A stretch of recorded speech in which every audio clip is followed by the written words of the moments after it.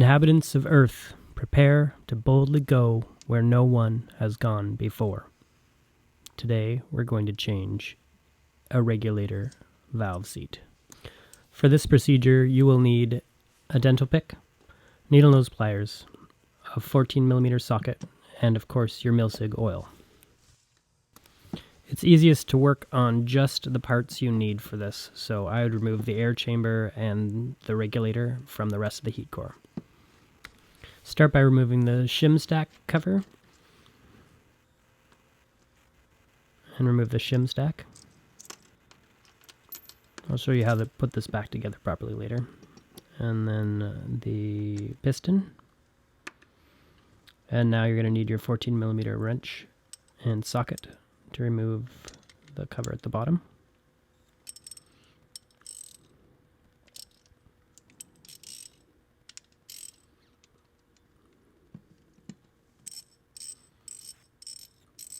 This part is under pressure from a small spring, so when you get it undone, it will lift up a little bit, but it won't shoot out or anything like that. Take the needle nose pliers and get them to gently hold the little tip of the valve that's hanging out of the brass part. You can take the whole little module out. Now remove the little bottom part, and there's the valve itself. And the little valve seat, and on the bottom of the valve seat, an O-ring. So keep the O-ring because you're going to use that on your new valve seat. Keep in mind this is a good time to clean the entire internals of your regulator. And when you're putting it back together, make sure you oil the little valve seat before you put the valve in. And then that little part fits on top of it. So that's all you have to do there. But in here, it's very important to make sure there are no little shards of metal or grime in there. And you can use a Q-tip or something to clean that out. The hardest part is probably getting this whole little pack back in place. And here's where I use the pliers again to grab that little valve tip gently. And then lower it onto the spring. I find it's easier to depress this whole pack with a finger and then attempt to start the threads by twisting your finger. But it does take a few attempts to kind of get it to sit properly before it will screw into the threads. Once you have it started, use your 14mm socket and a wrench to tighten it all the way up.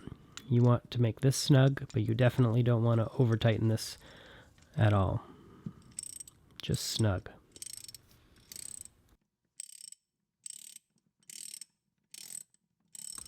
Now's a good time to make sure that you can press down on the little valve and it actually springs back. That'll let you know that everything's kind of in place. Now oil the O-ring around the base of the piston and slip it back in place. Make sure it bounces. And then we're going to rebuild the shim stack. So this is a series of 8 shims that are concave, and you face them towards each other so that they create pairs of concave rings facing inward and look something like that. Place that on your piston, and then with your dental pick, just make sure that they're all very evenly stacked and in line with each other. And then you can put the top of the stack down on it. And make sure again that everything is bouncing properly, and look around it.